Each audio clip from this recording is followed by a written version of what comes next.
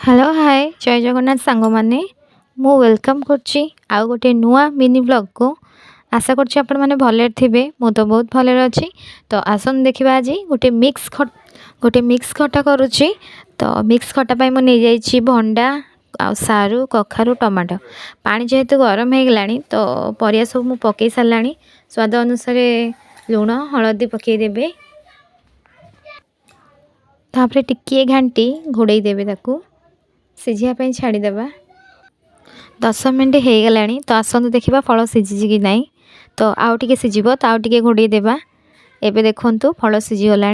आम डाली बुला साहाय्य फल गुड़ा फल गुड़ा मिले सारापर एगुड़ा देखंतु आमर इड तो कंदमूल कहते आपण सेपटे कौन कहते।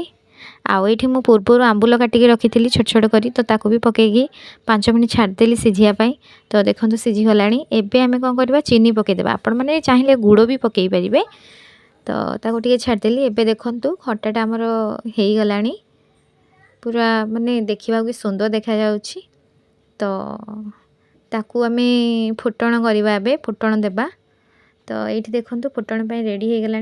प्रथम टे तेल नहीं गली तेल पकई सारा पर सोरिष आ पान मधुरी पकेली तापरे सुखिला लंका खटारे तो भृसंग पत्र भी फुटा जाए किंतु मो पाखे नथला बोली मु आ छुंक दे नथली। तो देखंतु ये छुंक मोर दिया सरला देखा भी बहुत सुंदर देखा जाउछि।